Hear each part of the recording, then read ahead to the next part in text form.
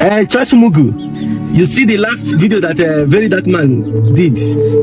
He said something about when EFCC asked him to declare his accounts, his assets. Sorry, to declare his assets. That is to tell EFCC what and what he has achieved. You understand? Both movable assets and immovable assets. Now, VeryDarkMan has said that was the time he knew that he has been useless. That the only assets VeryDarkMan gets now the motor where they drive, that's 2006 model car where they drive. So now it happens to be that this guy, they borrow money even from his manager where they pay him for Facebook. He go borrow money before they go even pay him. He go borrow money, use them, they solve people problem. That is, use them. If you see community when no get borehole, you go open them. Now, the reason why I'm making this video, I want to ask you, church mugus. I want to ask you, church mugus, where they refer to people like VeryDarkMan as Antichrist. Because inside your mind now, they call VeryDarkMan because one time VeryDarkMan got angry with body of Christ and shouted, "Body of Christ, my foot." I know some of you say he's an Antichrist. Now, between VeryDarkMan, who no gets anything, who they use the money way then they pay for Facebook, the reason they help the poor, and your pastors, where we say if you ask your pastor to declare his assets now, you go pick race. If you ask that your pastor now to declare his assets now, only private jets finish like 3 or 4. Now you see that whenever I refer to you people as church mugus, I am not mistaken. It's not a mistake. It's just that you are a church mugu. Now, between VeryDarkMan and your Antichrist pastors and your wicked and heartless pastors, who is the real man of God? Who should be addressed as a man of God? If you think about everything that happens to VeryDarkMan, the biggest loser in this case of VeryDarkMan is Nedu Wazobia and GTBank. But Nedu Wazobia own concerns me more than GTBank. Nedu Wazobia, you have an opportunity, and I advise you severally, but you decided to mingle with the wrong people that will advise you the wrong way, and you decided to take the wrong lead. Nedu Wazobia, you have one of the best opportunity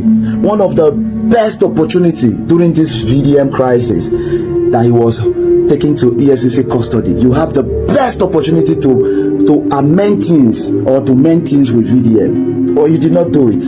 Rather, you choose to come out and mock VDM. You see, the case that happened between VDM and Sanfalana right now, that would have been the same thing that would have happened to Nedu Wazobia.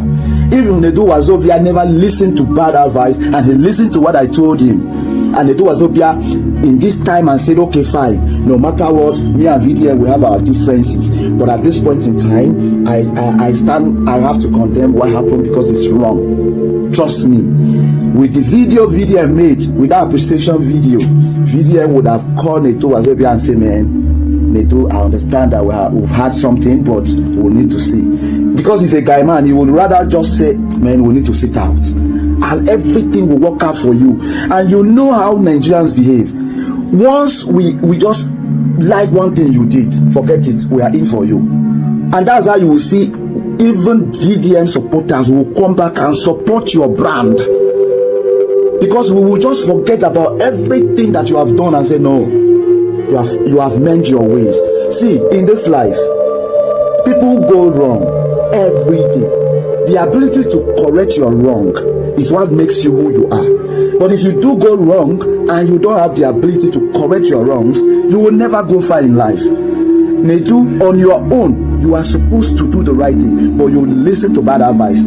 I understand this factor because I know from day one, when all this thing happens, you took a stand, and that your stand was in favor of you, but you started listening to bad advice. Now you did not listen to me. It has affected you. Brand opportunity, golden opportunity. Some people will say, oh, who is VDM that you are saying all of this thing about? If you say VDM is a nobody, but look at what VDM effect has done to Nedu. Because of what VDM called Nedu out, look at how it has affected his brand. He's no more working with the podcast you all know him for.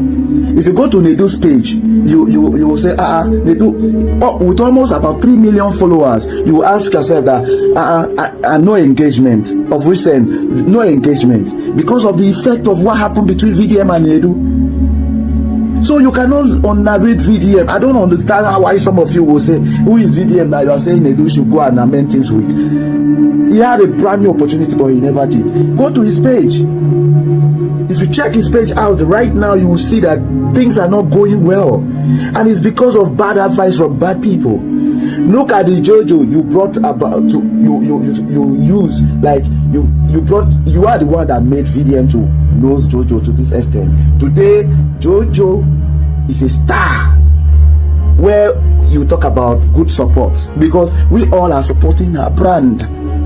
We love what she's doing, and we look at, you are the one that made VDM to get closer to the JoJo. But look at it, JoJo, trust me, Nedu, you miss opportunity. If you see this kind of opportunity again, please, I just wish you will understand and mend your way quickly. And to GTBank, like VDM said, some of you think that he will buy or die inside that place. I don't even understand why some of you were trying to, like in the case of Nedu I just talked about. They feel like VDM will be in that place. Maybe that's the end of him. He will stay there from one month to 2 months to 3 months. You guys insinuated what was never impossible. That is to say, you narrated the forces behind VDM. And to GTBank, like VDM said, he has so many evidence, and you guys never say the truth based on what he has said. So it is very important. I said it earlier that it is better you people say exactly what happened, so that by the time VDM come out, everything can look better off for you guys. But you choose not to. But now he's telling you, see, I have evidence of what happened. So you guys were involved. So if we take allegedly by what VDM has said, it's obvious that you guys were involved, right? So if we take our stand and said, okay, fine, we were moving out of you guys, it means we were doing the right thing. And that's why we took that decision. Back to Nedu, you need to try. If you see this kind of opportunity again next time, hold it tight. Wisdom is profitable to direct. So in whatever we do as a people, let's use our akanuche. I come in peace. Welcome back to Great City Arts. My people, we don't come again with another update. Right now, I want to talk about some of the trendy things for the country. Guys, if VeryDarkMan and Peter for Naija work together, they will make a better Nigeria with the help of other Nigerians. Peter for Naija is working hard for the betterment of the country. Just as VeryDarkMan, they try to move the country forward. Immediately he called out Senator Ireti, he quickly attempt to run because Senator Ireti don't mess up big time. If only she go use this opportunity to bring out the good name, and if she wants the betterment of the country. So guys, listen to Wetin Mr. Deliverer to me talk about APC and VDM. Nigerians need an opportunity to be able to elect their leaders, and if they fail to perform, for us to be able to vote them out. We believe that the arrogance of politicians is in a criminal and corrupt electoral system, and that is why this fight is what Nigerians want to take. And we know that with your help as a senator, and also in the Senate Committee on Electoral Reform, that your voice is instrumental. And just as you have done with every other assignment since you assumed office in your 2 years, your records are there. I follow them personally. We see what you are doing, and we believe that you will not be tired. And whatever you will do to advance this cause, both at the committee level and at the House, at the Senate floor, to help us get this electoral reform, to reform INEC for Nigerian youth. Please, man, we appeal to you. Help Nigerian youth. You are our mother, you are a mother, you are our senator, and we are calling upon you. Nigerian youth, you are like children who have been left as orphans for predators to prey on us. Whatever you can, man, do this as your gift to Nigerian youth, and we will never forget this, man. Thank you. As I said, I try as much as possible to respond to my constituents when they call on me, and that's why I reached out to say, come, what are you screaming my name for? Come and tell me what is bothering you. Let me know, and give me a copy of this petition. Let me follow it up with the leadership of the National Assembly and with the committee. So, on behalf of NACO, that's the Nigerian Electoral Reform Coalition, which is a body that embodies most of the Nigerian youth organizations, religious bodies across Nigeria, we are officially now, and I'm the convener, and I'm officially handing over the petition to you. I'm believing as our mouthpiece has spoken already, a PRO, that the words, the work that you have already started, that you will press down on this for us and help the Nigerian people to get this work done, and we will be grateful. Thank you. I promise, and as I've always done, I will do my best. As I've said, I come with a lot of goodwill for the people. And I will do my best to see All wisdom and grace to you. Thank you so much. Is that I believe we now have the man known as VDM back home. That happened in the course of the week that was. But here is the thing about that. Just like it was with Bobrisky, so it began to seem with the brother known as VDM, how some people strongly disagreed with what was done to him. Some people justified it on account of the fact that they did not like his person. And this was pretty much the same way that you had Bobrisky's victimization justified on account of his sexual proclivity. You can disagree with a person's sexual proclivity, but agree that the person is being treated unjustly and singled out for unfair prosecution or persecution, as the case may be. This entered his apology when I was picked up and locked up, and a whole lot of people found cause to justify what was done to me on account of the fact that they don't like the things I say, they don't like my politics. But the point missed when we justify these evils, the point missed is that we are actually finding legitimization for what we should be decrying. Because it might come our own way someday. That it had happened to someone that we don't like does not mean it will not happen to someone we do like someday. So when you go applauding evil because you do not like the victim of the evil, understand that the day that it would happen to those that you do like, or you would have delegitimized your own voice. Your voice should be heard loudest, particularly when you do not even like the person. Now, the problem with the recent gale of arrests and intimidation is that it speaks more to the advertisement of what kind of system we have evolved as a collective. If we are indeed in a democracy, I would imagine that voices of the opposition should enjoy some measure of prominence, because this is practically the way societies who have evolved democracies replicate the same thing that happened in old Rome. Memento mori. Remember you die. The opposition serves to remind the government that it will leave office one day, and that these are the things that those who are dissatisfied are saying. It does not necessarily mean that they would always agree, but it should be taken as a measure of where society is, and not necessarily as a declaration of war. That you do not agree with a person should not justify their persecution. The stubborn truth says that those who voted Muslim ticket in 2023, not that that made any difference to the outcome. They are fools. That is what the stubborn truth is saying. If you voted for a candidate on account of the person's religiosity in 2023, or at any other time for that matter, you are a prime fool. I didn't say that. Our objective reality says that. Look around the country today. Look around our country today. Look around it. The country is destroyed on the altar of our prejudices, our biases. It is a thing of great pain that in subjectivizing the truth, we became incapable of dealing with what is important, the collective good. Anyway, so the point I'm making is this. The truth does not respect your biases. It does not mean that because you would prefer that the person dealt in a particular manner that they would. You have to deal with the person where you found them. What are their records? You didn't look at that. All that mattered to you was that you were told the person is a Muslim, and because he's a Muslim, it would be good for you. Question is, who is a Muslim? Is it everybody who declares himself one? Who is a Christian? Is it everybody who declares himself one? If these people were really who they say they are, would our country be where it is today? The truth does not respect your prejudices, nor your biases. The second thing, one of the second truths that the truth does not respect doesn't accommodate your lies. The stubborn truth does not accommodate your lies. You can't lie in the face of the evidence, the clear evidence, and expect the truth to walk away simply because you told your lies. I'll give you a case in point. First, nobody died at Lekki Toll Gate. Someone told us that. And then, no, it was only one person that died at Lekki Toll Gate.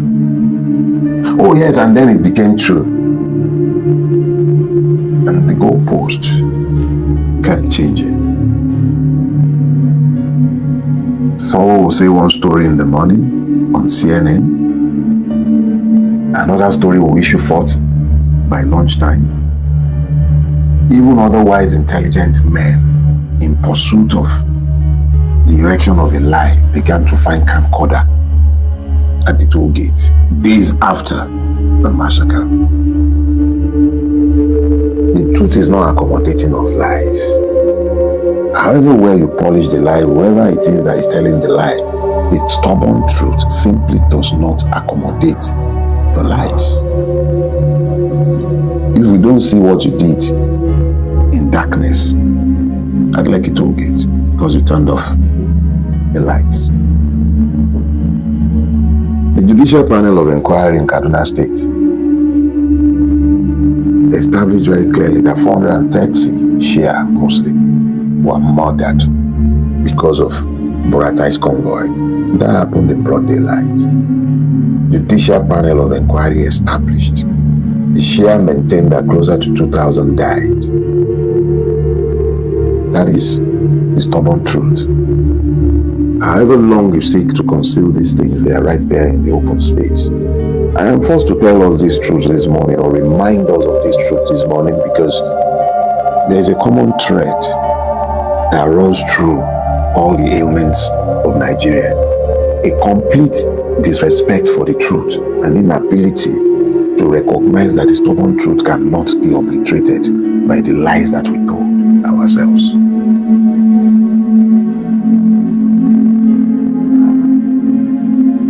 You know,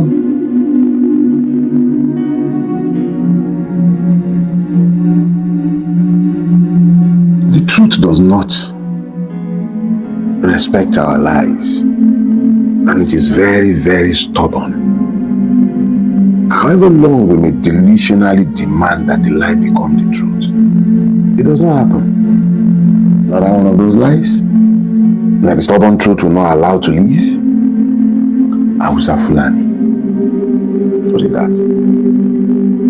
Exactly what is the meaning of that? There is no ethnicity in Nigeria called Hausa Fulani. So why have we continued to tell ourselves this lie, and what is it that it is promoting? Exactly what is hiding behind that construct? Through federalism. If it is federalism, it is federalism. What do you mean through federalism? What kind of federalism has the National Assembly legislating on local governance? What federal system has a single body to conduct elections from local government, and this is being done in a parliament largely unelected, unreflective of the people? And we are building atop these foundations of lies, but the stubborn truth will not go away. No federation does these things that we are doing, and we are institutionalizing, and we're lying to ourselves that we can have them endure. How? It does not happen. Herders farmers clash? What do you mean by herders farmers clash? The herder is coming with his cattle and he's got guns. The farmer is on his farm with his farming implement. The farmer is in his home, in his village, sleeping in his bed with his wife and his children all around him. And the one you call a herder comes in with guns and depopulate the place and kill the people. You come as a government, you bury the dead in unmarked graves, and you allow those you call herders to resettle the land, rename it, and you tell all kind of lies. But the stubborn truth will not go away. What kind of lies do we tell ourselves, and how do we even expect that these lies will endure? How? Time proves all lies. Eventually, every lie reveals itself with time. Every day, you see the lies that have been told being unraveled in real time. The truth that had been covered being revealed. How are these things happening? Look, in 2022, in the lead up to the 2023 election, a bunch of renegades gathered themselves together and said Afenifere had become factionalized. So they have this faction in Akure that is supposed to be Afenifere. We looked at them and we knew that with time will prove all lies. Afenifere is known for what it is known for.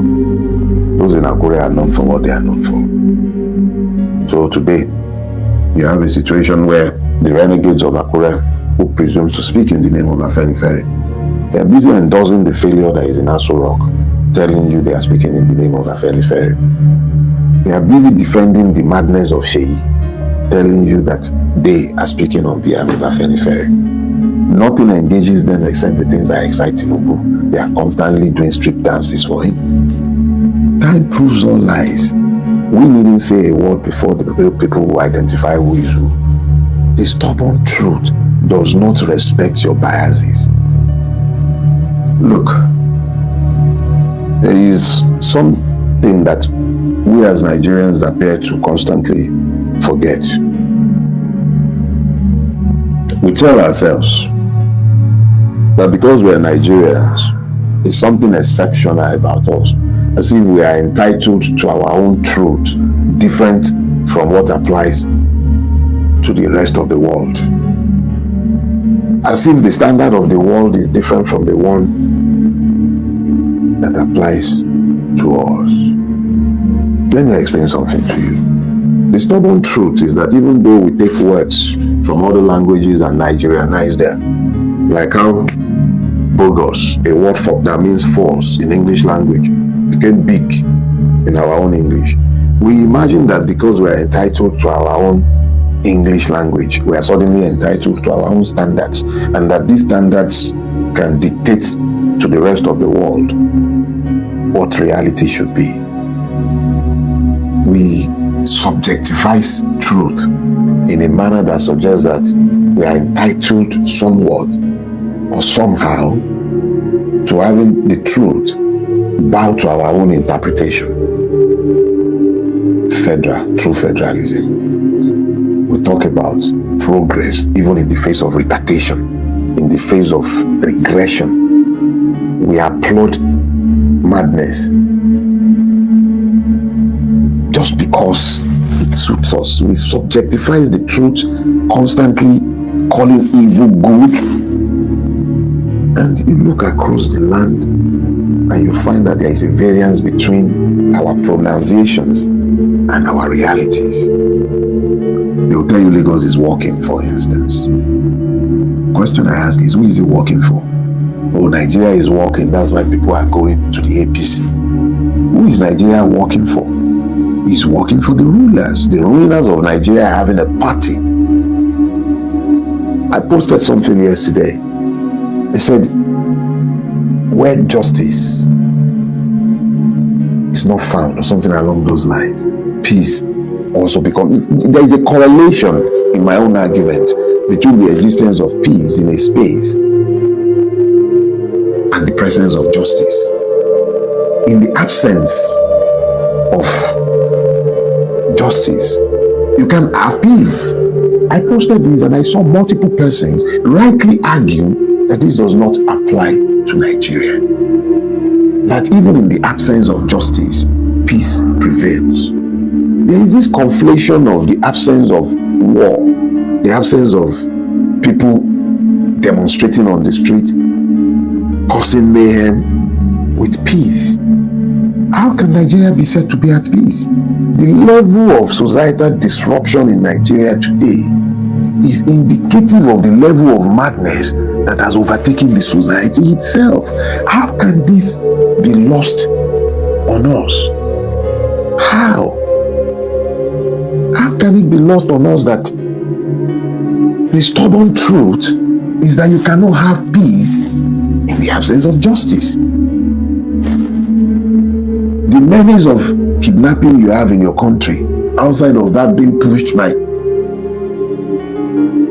Islamic terrorists, is essentially driven by social inequities. The large pool of recruits available to extremists is also evident of the social injustices, the mass poverty, whilst the people are looking at the rulers living in style.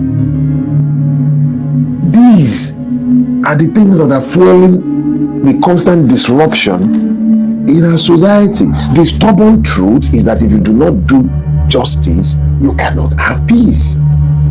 Peace is not the absence of guns booming left and right, and they are booming already in our country in most cases as evidence of the injustice that the system has allowed. The guns that are booming on the plateau, the guns that are booming in the middle belt, booming in the forest of the southwest and the southeast and the south-south, are evidence of injustice that has been tolerated by the state, and yet you expect to have peace. The stubborn truth is that you cannot have peace in the absence of justice.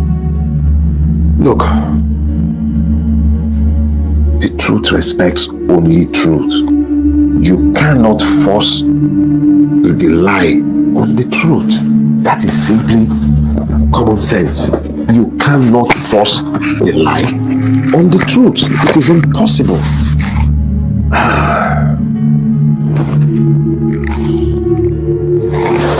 You know, there is something about the truth. It is very stubborn, and it is one of the things Nigerians have failed to understand. The truth is timeless. It is immortal. It may be buried for a season, but the truth never dies. The liar always hopes to outlive the truth teller. That happens sometimes. The liar tells his lies, and the truth teller might not be in a position to respond, probably because he didn't even hear the lie in the first place. But ultimately, as with the way of every mortal, the liar dies, and his capacity to erect more lies in support of the original lie dies with him. In some cases, the lies are self-perpetuating. That happens with some lie. They perpetuate themselves, but they only live for as long as they are confronted with the truth. When the truth is when the lie is confronted by the truth, it must die. It must necessarily die. One of my very best friends, Ademola Adeshino Ogunlano, a quintessential truth teller. He translated to glory last August. There were things that we discussed that we both knew, and some other persons thankfully also are aware of, about somebody who persecuted him all his life, at least towards the end of his life. And this person will believe that the truth have died and have been interred with Sherubaon's bones. Now, the truth teller may die, but the truth that they tell never dies.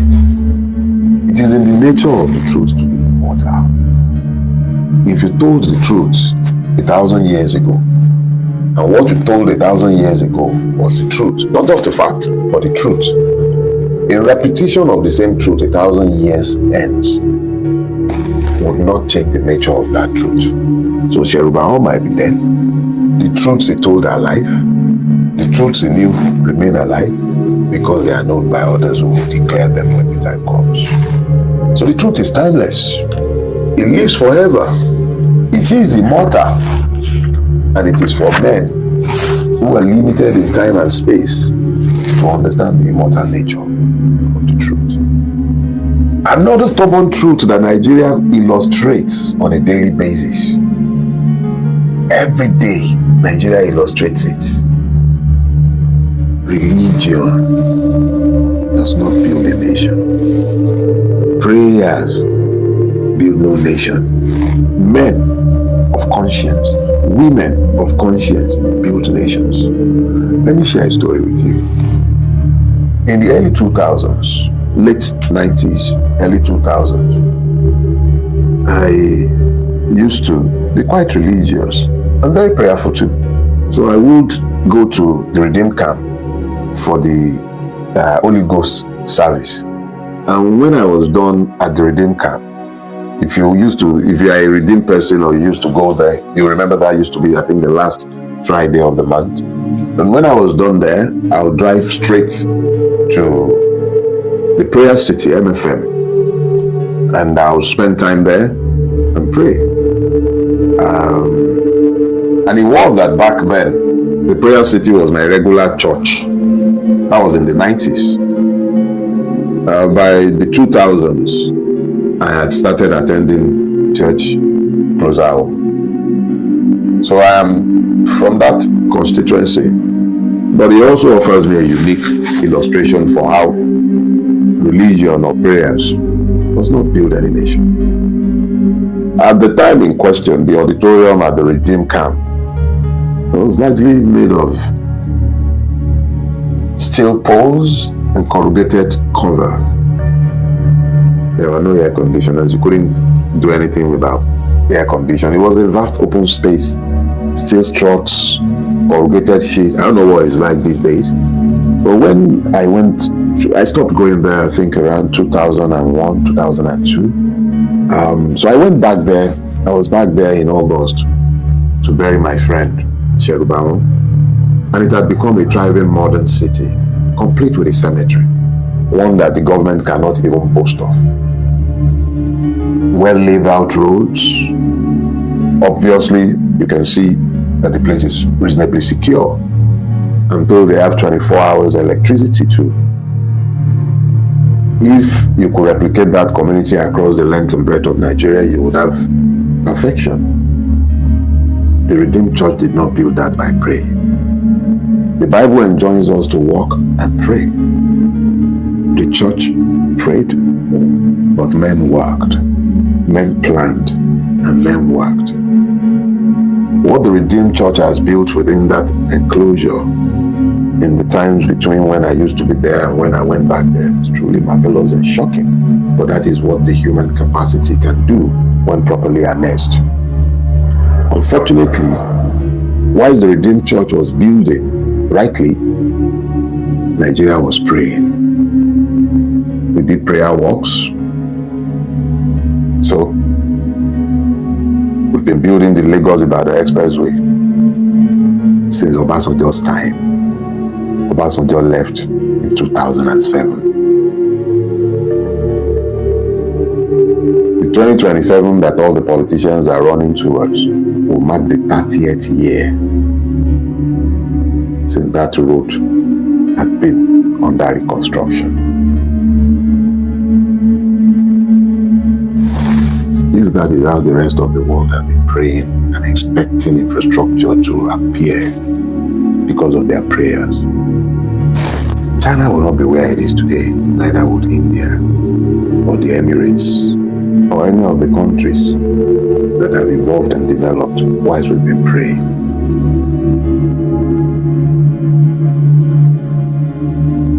The United Arab Emirates is as Islamic as it gets, and I doubt that we're going to be any more Islamic than the Saudi Arabia.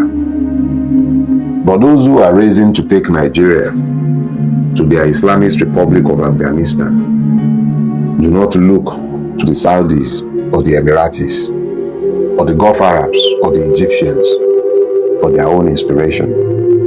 They look to Kabul. They look to Kabul. We were told to pray. The stubborn truth is that a country that is prepared to spend 90 billion to subsidize Hajj, only God knows how much they are spending to subsidize trips to Israel, Jordan in the name of Christian pilgrimage, does not have money for scholarships abroad, even for courses that it has no competencies in. The stubborn truth Because our countries are not built like this. Simply not done. It is simply not done. Please, if you like this video, kindly subscribe, like, and share. Also drop your inspiring comment in the comment section. Thanks and God bless you.